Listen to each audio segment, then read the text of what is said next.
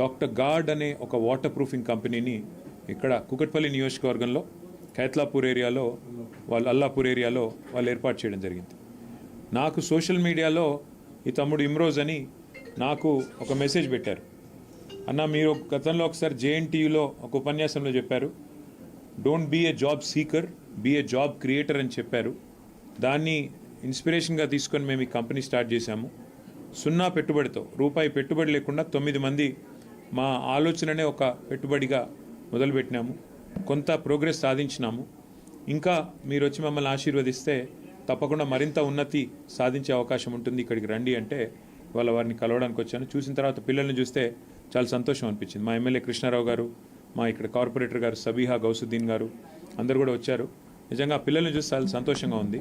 ఎందుకంటే వాళ్ళు చాలా గొప్ప ఆలోచనతో, ఎక్కడ కూడా ఒక్క క్షణం నిరుత్సాహం లేకుండా, అందరూ 24 ఏళ్ళ లోపల వయసున్న పిల్లలు, వాళ్ళంతట వాళ్ళుగా, ఎవరికి కూడా గొప్ప రిచ్ బ్యాక్గ్రౌండ్ పెట్టుబడి ఉన్న కుటుంబాలు కావు.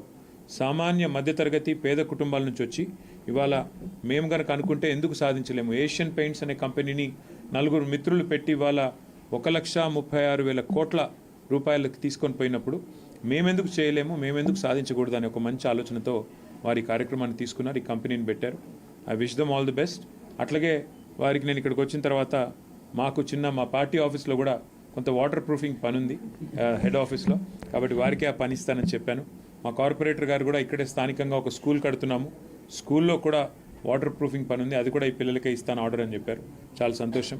మంచి మనసుతో ఏది ప్రారంభించినా, మంచి ఆశయంతో ఏది ప్రారంభించినా, మంచి ఉద్దేశంతో ఏది ప్రారంభించినా తప్పకుండా సమాజంలోని ఎంతోమంది ఆశీర్వాదం దొరుకుతుంది, ఎంతోమంది సహకారం కూడా దొరుకుతుంది. నాకు సంపూర్ణమైన విశ్వాసం ఉంది ఈ పిల్లలు విజయం సాధిస్తారు. ఇందులో ఇంకా నాకు బాగా నచ్చింది ఏమంటే, ఇందులో అందరూ ఉన్నారు, హిందువులు ముస్లింలు క్లాస్మేట్స్ అందరూ కలిసి పెట్టారు.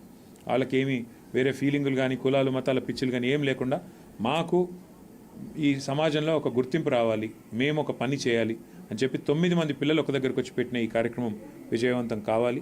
నేను మనస్ఫూర్తిగా ఆకాంక్షిస్తున్నా. తమ్ముడు ఇమ్రోజ్, సోహేల్, ఇంకా మిగతా తమ్ముళ్ళందరూ విజయం సాధించాలి, పెద్దవాళ్ళు కావాలి, మిమ్మల్ని ఆదర్శంగా తీసుకొని ఇంకా 10 మంది రావాలి. తప్పకుండా మరి మన తెలంగాణ భవిష్యత్తులో ఇతరులకు ఉద్యోగాలు ఇచ్చే స్థాయికి ఎదగాలి అని మనస్ఫూర్తిగా కోరుకుంటున్నాను.